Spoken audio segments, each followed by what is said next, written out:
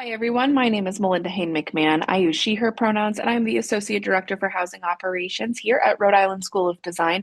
And I am going to do a quick demonstration of what you can expect via the housing portal when your time slot opens next week. So you just received this video in an email that has the date and time that you are going to select your room next week. And so I'm going to do a quick run through what you can see or what will happen while you're in the housing portal next week. Please know that when you are watching this tutorial, there may be some things that you see on the page that don't show up on your page when you're in the portal. And that's normally, mostly just right here on the main page. As an administrator, I have a few different views that you would not expect to be able to see as an incoming first year student. So you can disregard some of those things. So we're going to get started right in on that housing, on your room selection and what that looks like. There are two places to pick. If you are on a desktop like I am using right now, you're going to see on-campus housing application up here in this blue bar. But regardless of your mode of doing your room selection, you are going to see this on-campus housing application button. You can go ahead and click on that button. It's going to take you to this term selector page, and you will notice that we have academic year 2025-2026.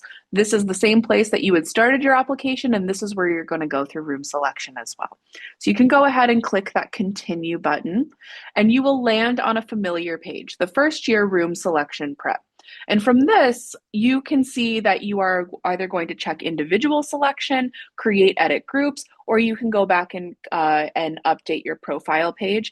If you are a dual degree student, if you are an FGC POP student, or if you are a student who is going to be going to Florence in the spring, but will be on campus for the fall, going through the profile page is is something you don't need to do. If you are just going through a general room selection, you could go back to the profile page where it will allow you to change your mandatory profile that shows you what types of housing that you can select, but you'll also land back on that page when you go through room selection in the next few steps as well. So if you are deciding to go through room selection as a group, you have someone who you want to be, who you want to live with, you already know who that is. Whoever has the earliest time slot in the week, whether it's on the same day, but the earlier one or 2 different days, whichever one is earliest, you want to make sure that you are making that person the group leader in this create edit groups. And you can make edits in this create edit groups area all the way up until a room is selected. So if you change your mind at any given point, you are welcome to go ahead and make these changes. Once a room is selected, though, you will not be able to return to this page. You will not be able to make edits, so keep that in mind. For the demonstration purposes, though, I am going to go through an individual selection. Please note that if you are in a group that you decide that you no longer want to be in that group, you do need to cancel that group so that you can go through as individual selection, because if you go through, your group will still kind of stay with you as you move forward. So for demonstration purposes, we're doing an individual selection today. I'm going to click save and continue, and it's going to confirm for you you're doing an individual selection. And just like I said, you're going to land back on this floor preference. If you, again, are a student who is going through as FGC POP, if you are a Brown RISD dual degree, or if you are attending Florence in the spring, you will bypass this page entirely and land on a page that shows you rooms that are specific to your groups. But for everyone else, you are going to land on this page, and it's going to remind you of the different types of housing we have available for all of our students. So gender inclusive housing, this is the most general, the most common type of housing on campus. This is a type of housing where people of all genders live on the same floor, but if you were to go through room selection as one person and you elect to pick a room that is half filled, you will only be able to see rooms that have someone that has the same gender as you in them.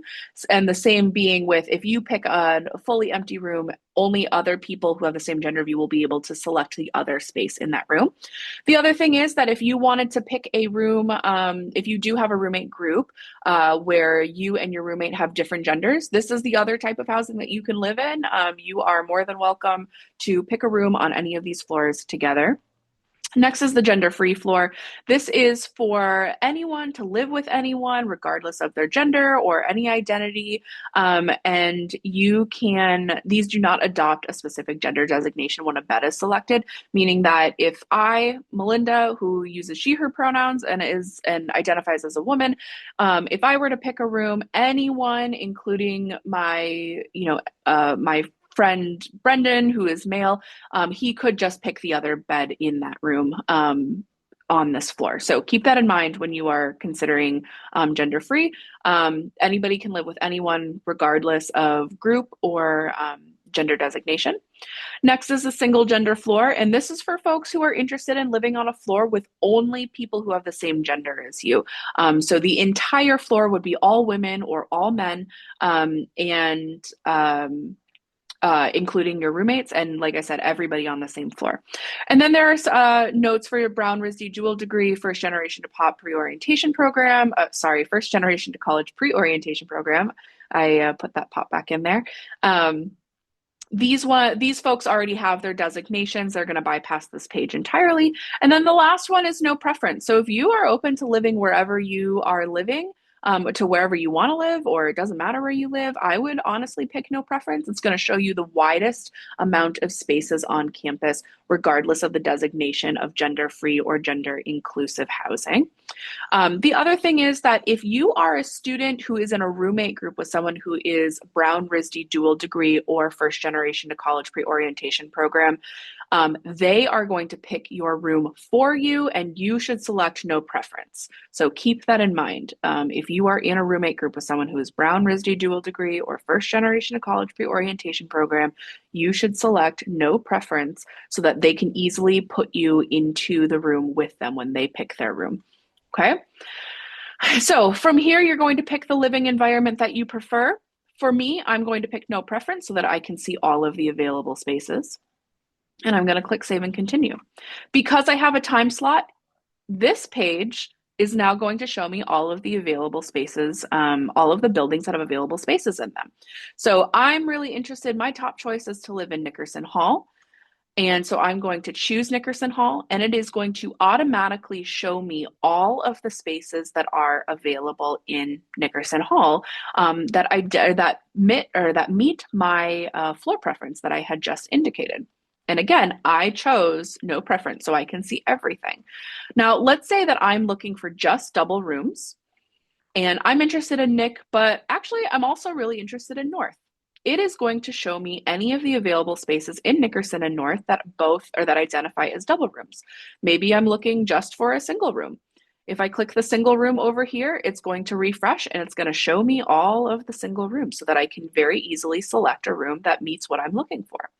The other thing that you're going to notice in here, and we have a note about floor gender indicators, this is an explanation of what you are reading here under floor gender, what that actually means for you.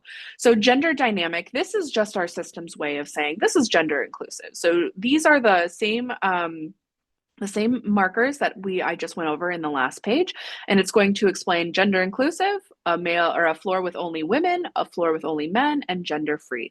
So you can easily take a look at here. Gender, or the floor gender for this one, is dynamic gender, which means that is gender inclusive. Anyone can live with anyone when mutually agreed upon, but you can only select beds in partially filled rooms with people who have the same gender as you. So let's say that, nope, I definitely want to have a roommate. So I'm going to filter by all of the double rooms. I want to live on a floor that has a lot of different genders on that floor. I don't want to be on an only female floor. So I've decided, you know what, I'm going to pick Nickerson 103. Okay. Can see that, Nick 103. This is a double room. This is dynamic gender, and no roommates have been assigned here yet. The other thing that this shows you is little indicators for what is in each of these rooms. This has a twin XL bed. It's got an LVT hardwood flooring, so there's no carpet in this room. There's a micro fridge already in this room. This room has air conditioning, which has heating and cooling.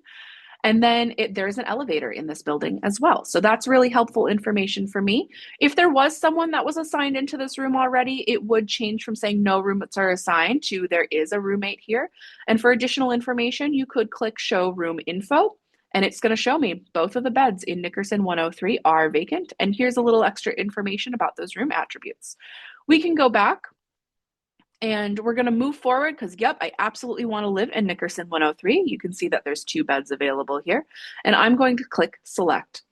Now it's going to change a little bit. It's going to say cancel selection or scroll to the bottom and continue. So that's the room I want.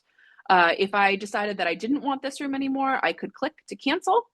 I can select it. If I try to select another one, it's going to tell me that I can only pick rooms in the same unit. This will make sense to you when you are an upperclassman and have multiple bedrooms in one unit. But for this purpose, we're going to scroll down to the bottom now. You're going to see all of those spaces, still all in Nickerson. And you'll see how they've changed for some of these. And for example, the floor gender of Nickerson 314 is female. And then we're going to click save and continue. And this is going to bring me to a page where I am going to assign the beds. If I were a roommate group, this would give me 2 cards here that would say, okay, for Melinda, we're going to give her bed 1. It doesn't matter which one you give each other, especially in the first year area where you can decide which bed is yours when you move in. This is very important in upper class areas that have more than 1 bedroom in a living environment. But for now, it is just you can pick whichever bed you want. If I had a roommate, I was in a roommate group, it would ask me to assign the bed for my roommate as well. Remember, the person with the earliest time slot should be made the roommate group leader in the room, so that that person can have the widest array availability of rooms for them to pick from, and then they will assign you as a roommate into this room as well. So it's just me, so I'm going to assign my bed. Okay, and you're going to review your selection. You're going to see Nickerson 103 has Melinda in it. Additionally, if you had a roommate, it would say Nickerson 103-2 Brendan if I was picking with my friend Brendan.